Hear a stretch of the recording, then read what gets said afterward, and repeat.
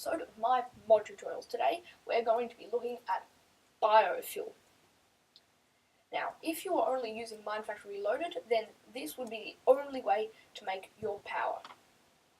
It is if you're using it as a standalone mod, it's the only way.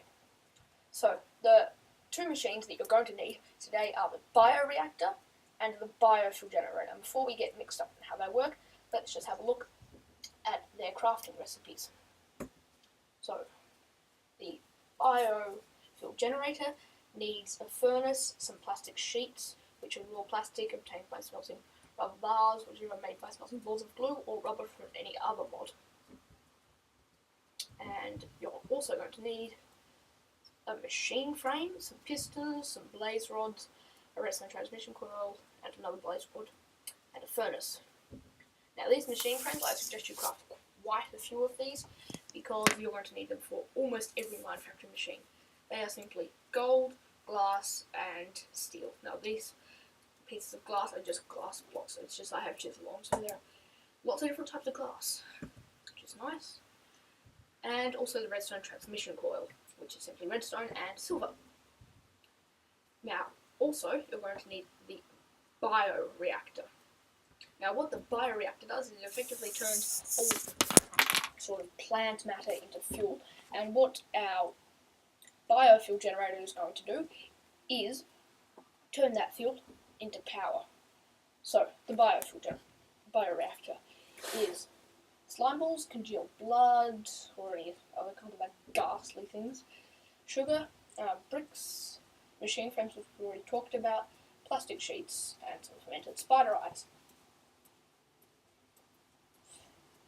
Now, you might be thinking, but, well, I'm going to have to ferry stuff back and forth after I've grown it and put it into the bioreactor. But no, harvesters are here to save the day.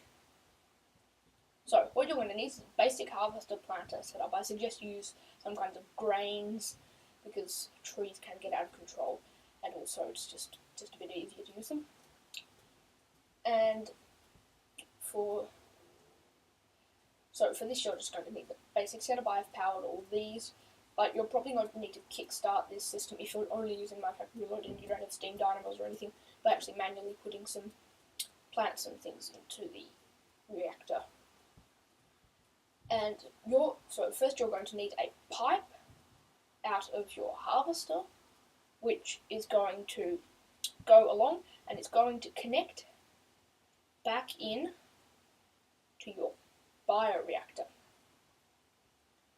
And if you're using grains, then I suggest you also have another pipe which is set to dense mode, or is simply very long. Dense mode simply tells the brain of the pipes that pipe is 1,000 blocks longer than 1,000 pipes longer than it normally is, so that it will only go to there after it's filled all the other inventories up, which is what you want.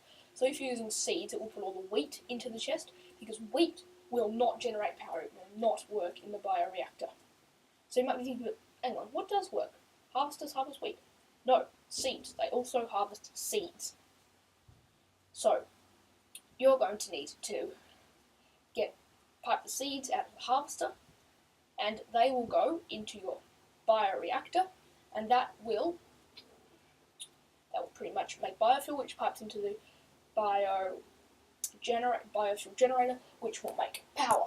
So you can use any seeds, any saplings, and any dye. But what you can't use is things like apples, wheat, and sugarcane. There's also something called efficiency. You may say there's an efficiency buffer here.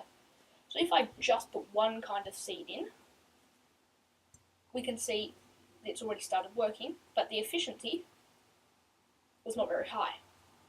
And I also suggest that when you're putting things in, seeing as this machine does process things very, very quickly, I also suggest you are able to switch it on and off, otherwise your efficiency will be compromised when you're trying to put stuff in, because that takes time. So if we just turn this off by turning it on, strangely, if we put just two things in,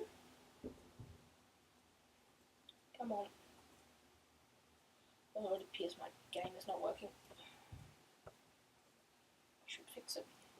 So if we put that to there,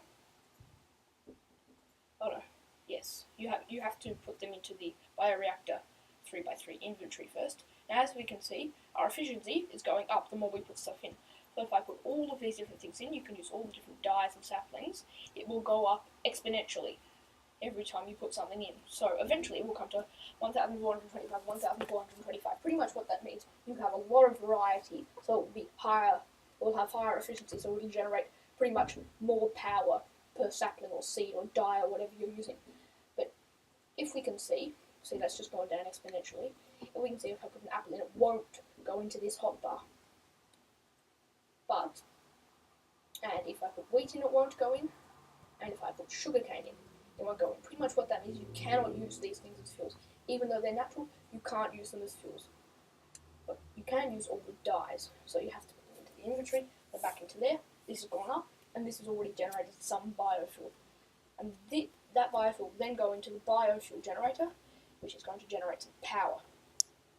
Now, if we turn this biofuel generator on, that biofuel is going to go into the biofuel generator and start generating lots and lots of power.